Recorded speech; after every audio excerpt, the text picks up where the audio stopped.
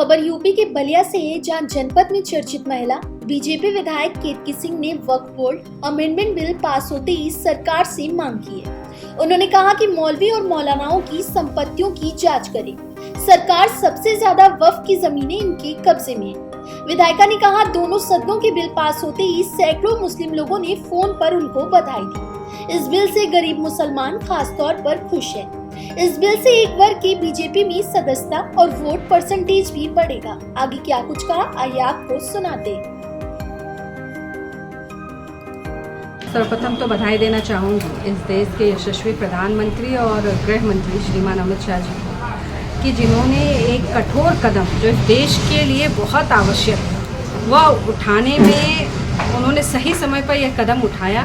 और इस वक्फ बोर्ड के द्वारा अब जो जिस तरह से पहले वक्फ के नाम पर गरीबों की ज़मीन और किसी भी, चाहे वो किसी भी धर्म का व्यक्ति हो, उसकी ज़मीन को हथियाने का, मंदिरों की ज़मीन को हथियाने का, गुरुद्वारों की ज़मीन के हथियाने का, स्कूलों के, कॉलेजेस के, किसी भी ज़मीन के जिस तरह का वो एक तरह से कब्जा करने की एक ये प्रक्रिया चलती थी वक्फ के नाम के, उसको बंद अब हो जाएगा। उसके लिए मैं बधाई देना चाहूँगी।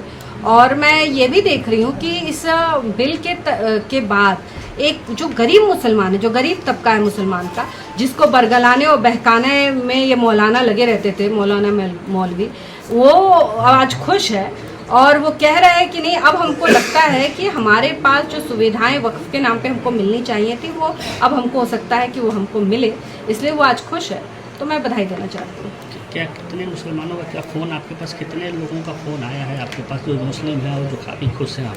जी परसों से, जबकि ये बिल तो रात में पास हुआ, परंतु परसों से ही जब से इस बात की चर्चा होने लगी और जब देखिए बहुत बड़ी बात ये थी कि मुसलमानों को बरगलाया जा रहा था वक्फ के नाम पर, तो जब ये बात पूरी सदन में आई तब से आज जो गरीब तबके का मुसलमान है, कई फ़ोन मेरे पास आए इस बात को बधाई देने के लिए कि अब हम लोग विधायक जी समझ रहे हैं कि इसका क्या लाभ हम लोग को मिल सकता है और क्यों ये सरकार ने ऐसा किया है।